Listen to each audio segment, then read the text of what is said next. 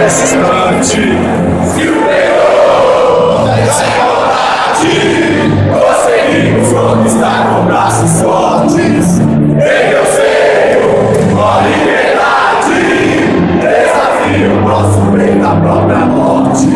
Vou patramar e idolatrada, salve, salve!